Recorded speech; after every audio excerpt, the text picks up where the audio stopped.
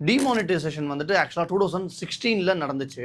அந்த கணக்குப்படி பார்த்தா இப்போ இருக்கிற ஒரு 18 வயசு 19 வயசு 20 வயசு பசங்களே வச்சுக்கிட்டாலும் அப்போ டிமானிட்டைசேஷன் நடந்தப்போ 10 வயசு 12 வயசு தான். அந்த பசங்களாம் தான் இப்போ துரந்தர் 2 போய் தியேட்டர்ல பார்த்துட்டு பாடி மோடியோட மாஸ்டர் ஸ்ட்ரோக்கு கலக்கிட்டான், பாகிஸ்தான் அலற விட்டாரு அப்படி இப்படின்னு இன்டர்வியூ கொடுத்துட்டு இருக்கானுங்க, பேசிக்கிட்டு இருக்கானுங்க. அந்த டைரக்டரே வந்துட்டு இது ஃபிக்ஷன் தான் அப்படின்னு சொல்லிட்டாரு. ஆனா படத்துல ஃபிக்ஷன்னா வந்துட்டு ரியல் கேரக்டர்ஸை வச்சு காட்டக்கூடாது, இந்த மேட்டர் ஃபிக்ஷன் சொல்லிட்டு ரியலா மோடியை வச்சு காட்டிட்டு மோடியை பார்த்து அவங்க அலற மாதிரி அப்படின்னு சொல்லி காட்டிட்டாங்க.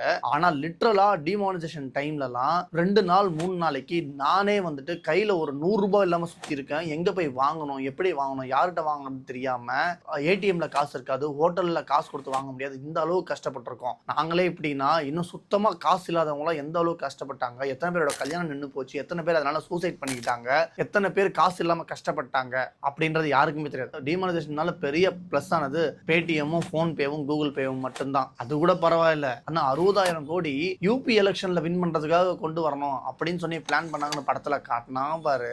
யூபி எலெக்ஷன்ல சும்மாவே யூபியில சும்மாவே பிஜேபி தாண்டா ஜெயிக்கும்.